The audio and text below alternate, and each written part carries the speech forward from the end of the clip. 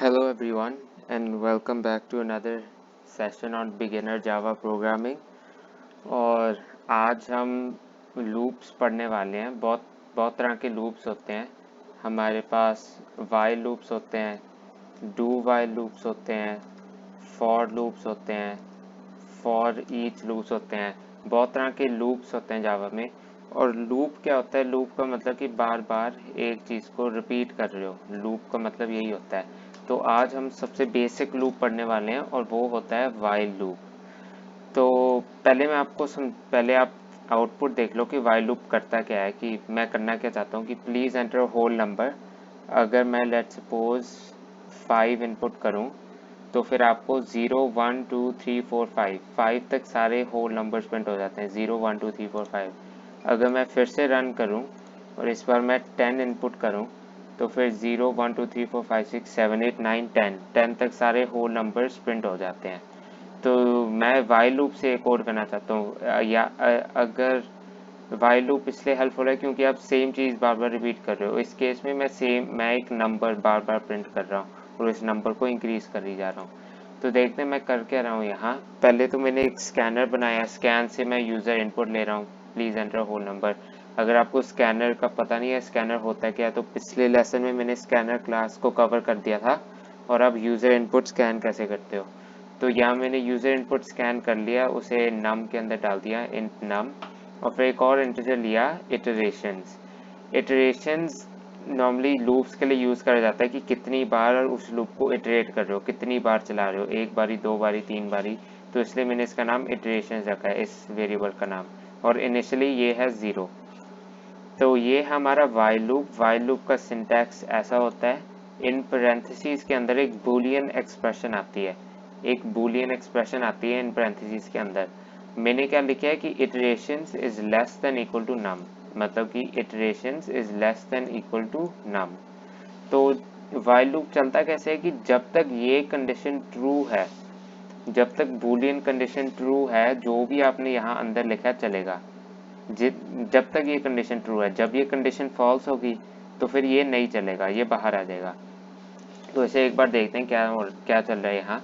मैंने let's suppose नम की value मैंने यूज़र से मैंने 5 इनपुट करी नम की वैल्यू। इटरेशंस इनिशियली 0 है। तो हमारे पास आता है केस 1। केस 1 में 0 is less than equal to 5। ये तो ट्रू है। ये ट्रू है तो हम while लूप के अंदर आ जाते हैं। हम इटरेशंस प्रिंट करते हैं। इटरेशंस की वैल्यू क्या है? 0।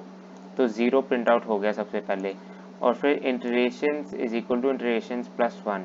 ये क्या कर रहा है? इटरेशंस की वैल्यू 1 से इंक्रीज कर रही है। ये होती है असाइनमेंट ऑपरेटर। तो असाइनमेंट का मतलब है कि आप इटरेशंस प्लस 1 पहले कैलकुलेट करो कि अभी 0 है तो 0 प्लस 1 1 हो गया। और फिर इस एक्सप्रेशन को वापस इटरेशंस में डाल दो। तो iterations is equal to iterations plus 1। ये 1 से इंक्रीमेंट कर रहा है इटरेशंस को। और अब जब ये लाइन एग्जीक्यूट होगी, ये कंडीशन ट्रू होगी थी, ये लाइन एग्जीक्यूट होगी, ये लाइन एग्जीक्यूट होगी, तो हम वापस ऊपर आ जाते हैं और कंडीशन चेक करते हैं फिर से।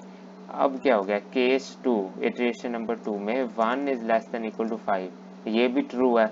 अगर ये ट्रू है हम अंदर 1 प्रिंट कर देते हैं और फिर इटरेशन 2 हो जाता है।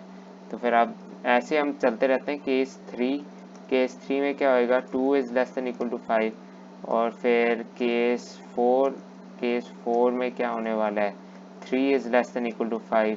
और फिर केस 5 में क्या होने वाला है? 4 is less than equal to 5।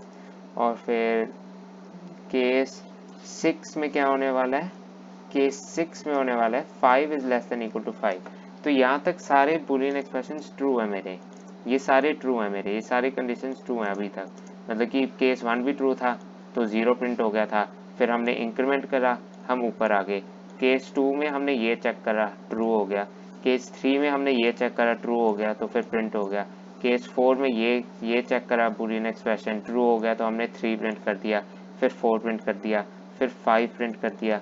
पर पंगा अब आता है कि जब केस 7 आ गया, केस 7 में क्या होएगा? 6 is less than equal to 5। अब ये यहाँ हो जाएगा फॉल्स। ये यहाँ हो जाएगा फॉल्स। केस 7 हो जाएगा फॉल्स। जब ये फॉल्स हो जाएगा ये नहीं एग्जीक्यूट होने वाला, ये नहीं एग्जीक्यूट होने वाला और हम बाहर आ जाएंगे। तो इसे एक बार फिर से मैं दिखाता हूँ।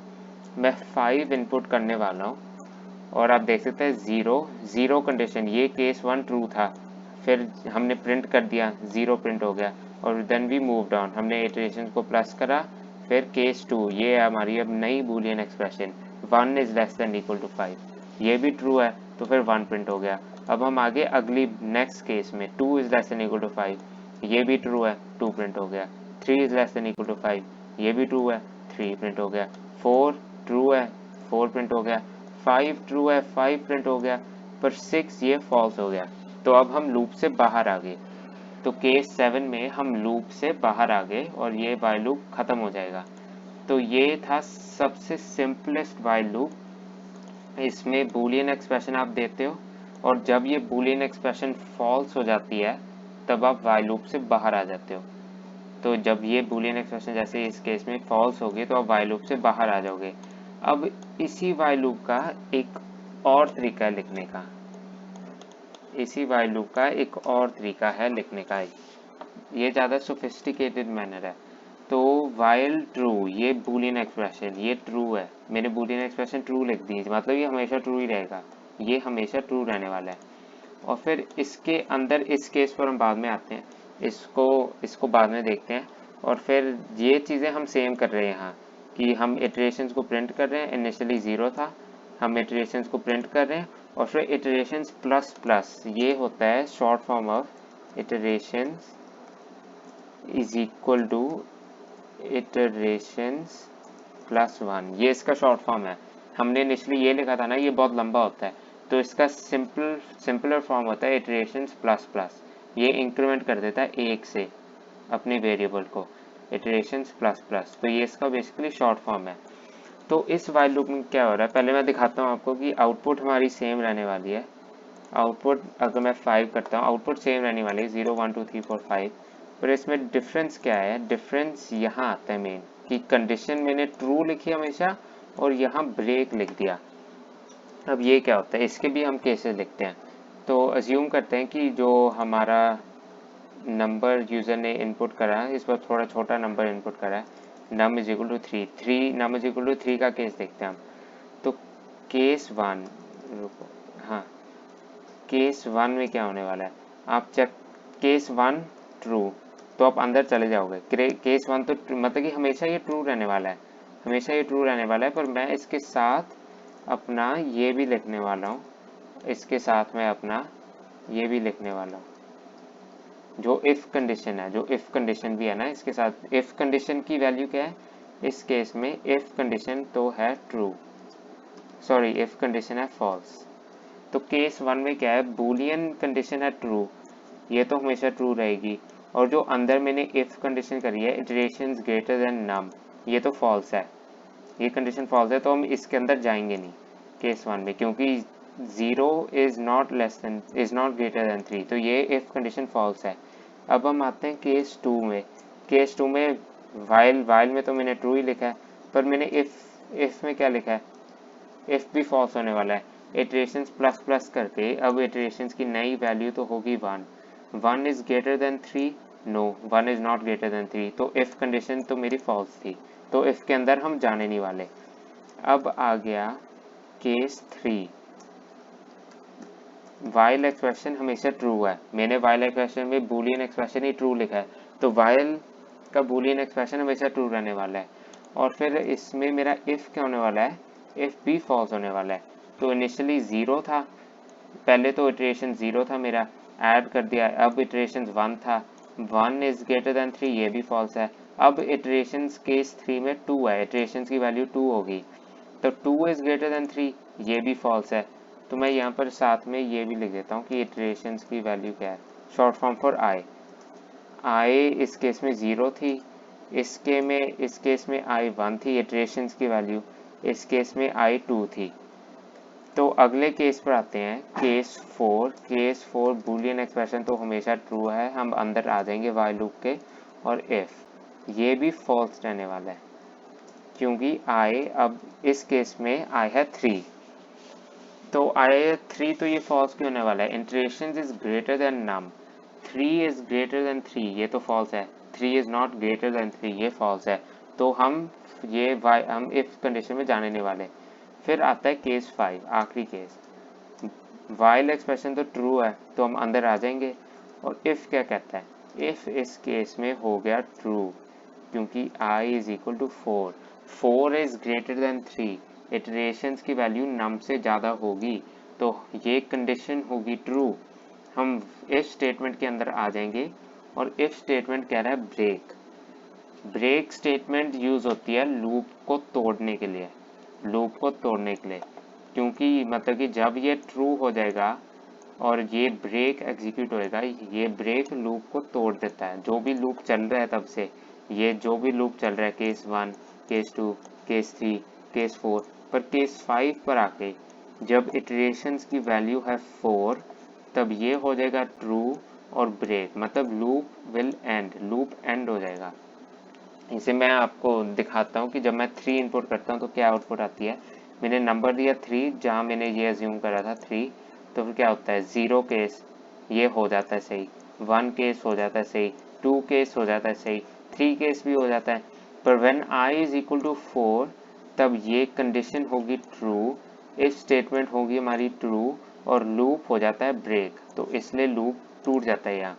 अगर मैं ब्रेक स्टेटमेंट नहीं लिखूंगा तो ये लूप चली जाएगा। इनडेफिनेट लूप कहते हैं इसे, इनडेफिनेट लूप कहते हैं इसे, जो चलता रहता है। तो कोई ना कोई ब्रेक कंडीशन हमेशा होनी चाहिए। अब आप सोच रहे होगे कि डिफरेंस क्या है।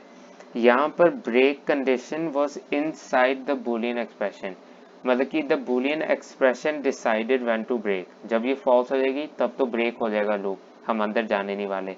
पर इस केस में तो मैंने ट्रू लिख दी बूलियन एक्सप्रेशन, तो फिर जो ब्रेकिंग कंडीशन होती है वो हमारे लूप के अंदर आ जाती है। जब आप वाइल एक्सप्रेशन के बूलियन को ट्रू ही लिखते हो तो फिर आपको ब्रेक का कंडीशन अंदर लिखना होता है। पर आप यहाँ से आप सिंपली बूलियन एक्सप्रेशन में भी लिख सकते हो। कभी कभार ये यूज होता है फॉर्मेट, आप बूलियन एक्सप्रेशन के अंदर आप ब्रेक पॉइंट डिसाइड करते हो, या फिर आप लूप के अंदर ब्रेक पॉइंट डिसाइड करते हो और ये हमेशा ट्रू रहता है। तो ब्रेक क्या करता है? लूप को बेसिकली ब्रेक कर देता है। अगर मैं ये ब्रेक स्टेटमेंट नहीं इंक्लूड करूँ फिर देखना क्या होता है। अगर ये ब्रेक स्टेटमेंट ना इंक्लूड करूँ फिर देखना क्या होता है। ये इनडेफिनेटली चली जाएगा। मैं एंटर करता हूँ, मैं चाहता हूँ कि बस 5 तक प्रिंट हो, मैंने इनपुट 5 करा है, पर ये चली जाएगा चली जाएगा चली जाएगा। आप देख सकते हैं ये यहाँ तक पहुँच भी गया, ये 420,000 तक पहुँच गया, 4 लाख तक पहुँच गया। ये ऐसा क्यों है? क्योंकि मैंने ब्रेक स्टेटमेंट कहीं लिखी ही नहीं। तो ये यहाँ शुरू होता है, पर ये चली जाता है चली जाता है चली जाता है, ये इंक्रीमेंट हो ही जाता है, कभी ब्रेक नहीं होता, क्योंकि मैंने ब्रेक स्टेटमेंट लिखी नहीं है। पर अब मैंने ब्रेक स्टेटमेंट लिख दी, तो इसको पता है कि कब ब्रेक करना है लूप को। इसको पता है कि जब 5 से ज़्यादा हो जाएगा तब ब्रेक कर लो, मतलब कि जब 5 से ज़्यादा हो जाएगा, जब 6 हो जाएगा तो उसे प्रिंट नहीं करना, तब लूप ब्रेक कर दो।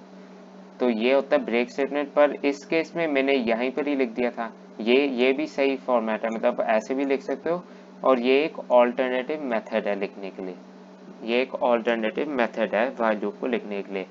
तो ये था सबसे सिंपलेस्ट वाइल लूप। हम थोड़े कॉम्प्लिकेटेड वाइल लूप भी पढ़ने वाले हैं, डू वाइल लूप्स भी होते हैं, फॉर लूप्स भी होते हैं, हर एक टाइप ऑफ लूप पढ़ने वाले हैं। पर ये सबसे सिंपल वाइल लूप होता है। और वाइल लूप चलता कैसे है कि आप वाइल लूप को कोई कंडीशन देते हो और उस कंडीशन के बेसिस पर वो लूप एग्जीक्यूट होता रहता है। जब तक कंडीशन ट्रू है लूप एग्जीक्यूट हो ही जाएगा, जब कंडीशन फॉल्स होगी तो लूप टूट जाएगा। अगर आपने कंडीशन लिखी है यहाँ पर, अगर आपने यहाँ ट्रू लिखा है तो आपको कंडीशन इसके अंदर लिखना होता है।